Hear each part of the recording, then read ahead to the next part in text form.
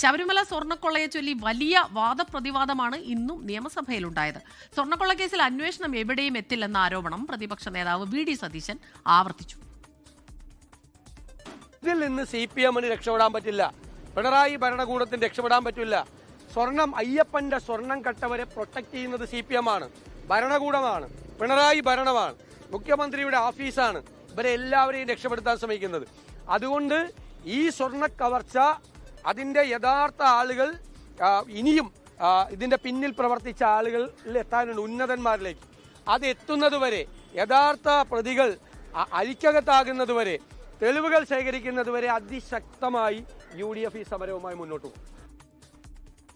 സ്വർണ്ണക്കൊള്ളക്കേസ് പ്രതി ഉണ്ണികൃഷ്ണൻ പോറ്റിക്കൊപ്പം മുഖ്യമന്ത്രി നിൽക്കുന്ന ചിത്രവുമായാണ് പ്രതിപക്ഷ അംഗങ്ങൾ സഭയിലെത്തിയത്. പോറ്റിയും സോണിയാഗാന്ധിയും ഒന്നിച്ചുള്ള ചിത്രം ഉയർത്തിയായിരുന്നു ഭരണപക്ഷത്തിന്റെ മറുപടി. പോറ്റി സോണിയാഗാന്ധിയെ കണ്ടത് എന്തിനെന്ന് വിശദീകരിക്കാൻ മന്ത്രി P. രാജീവ് V.D. സതീശനെ വെല്ലുവിളിച്ചു.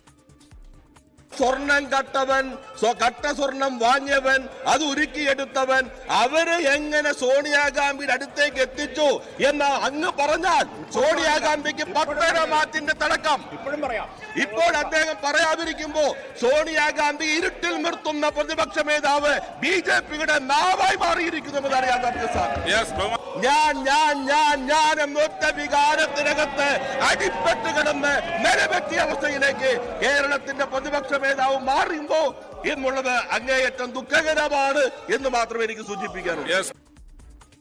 അന്വേഷണം ശരിയായ ദിശയിലാണെന്ന ഹൈക്കോടതിയുടെ നിരീക്ഷണം പ്രതിപക്ഷത്തിനെതിരായ സർക്കാരിന് ആയുധമായി മാറുന്നു.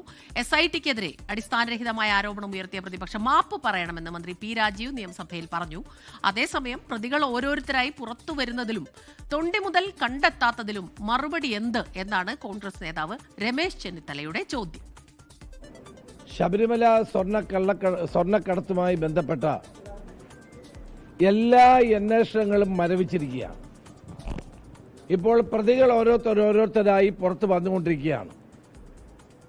ഈ പ്രതികൾ പുറത്തു വരുന്നതോടുകൂടി കേസ് ഏതാണ്ട് അവസാനിച്ചു എന്ന ധാരണയാണ് ഇപ്പോൾ നിലവിലുള്ളത്. തൊണ്ടി മുതൽ ഇതുവരെ കണ്ടെത്തിയിട്ടില്ല. എത്ര മാസങ്ങളായി അന്വേഷണങ്ങൾ നടക്കുന്നു? ഞാൻ ആദ്യം മുതൽ ചോദിക്കുന്ന ഒരു ചോദ്യമാണ്, തൊണ്ടി മുതൽ എവിടെ? ഷഫീദ് റാവുത്തറാണ് ചേരുന്നത് തിരുവനന്തപുരത്ത് നിന്ന് വിവരങ്ങളുമായി. ഷഫീദ്, ഈ കഴിഞ്ഞ 2 ദിവസങ്ങൾ നമ്മൾ സഭയിൽ കണ്ടത് ഒരേ വിഷയം തന്നെ ഉയർത്തി, അതിന്റെ 2 വശങ്ങൾ ഉയർത്തി ഭരണപക്ഷവും പ്രതിപക്ഷവും ഒരേ രീതിയിൽ ശക്തമായി തന്നെ തിരിച്ചടിക്കുന്നതാണ് നമ്മൾ കാണുന്നത്. അതേസമയം ഇന്നിപ്പോൾ ഹൈക്കോടതിയുടെ ഒരു നിരീക്ഷണം വരുന്നു. അത് SIT-യെ സംബന്ധിച്ചിടത്തോളം ആശ്വാസമാകുന്നു. ഒപ്പം പ്രതിപക്ഷത്തിന്റെ ആരോപണ ശരങ്ങളുടെ മുന ഒന്നൊടിക്കുന്ന രീതിയിലുമാകുന്നു. അത് സർക്കാരിന് ഒരല്പം ആശ്വാസമാകുന്നുണ്ടെങ്കിലും ഈ വിഷയം തന്നെ ഇങ്ങനെ കത്തി നിൽക്കുകയാണ്.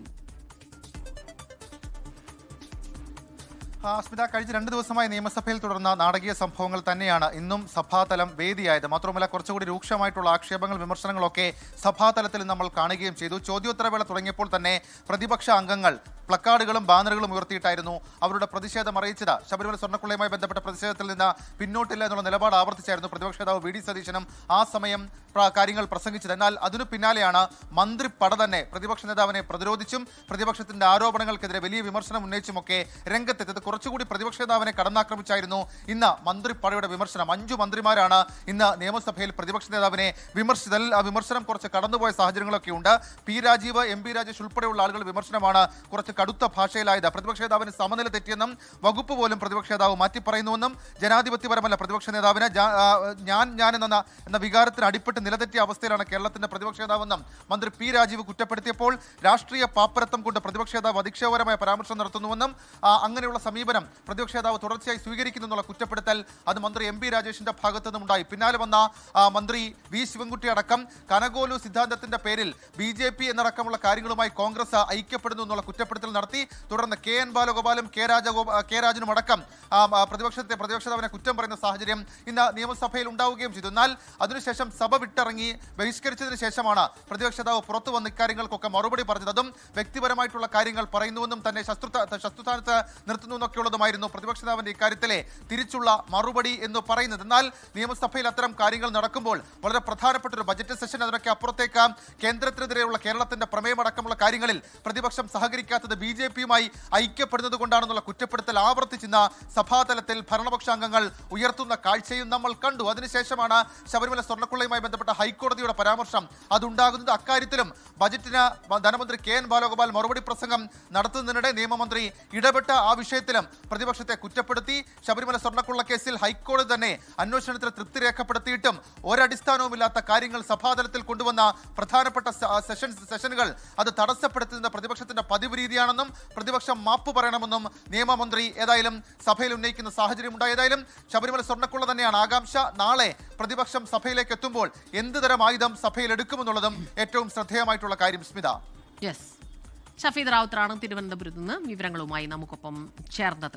ലോകത്തെവിടെയായാലും ഏത് സമയത്തും 24 വാർത്തകളും ഓഗ്മെന്റഡ് റിയാലിറ്റി പാക്കേജുകളും എക്സ്പ്ലെയിനറുകളും വിശദമായി കാണാൻ ഞങ്ങളുടെ യൂട്യൂബ് ചാനൽ നിങ്ങൾക്ക് സബ്സ്ക്രൈബ് ചെയ്യാം.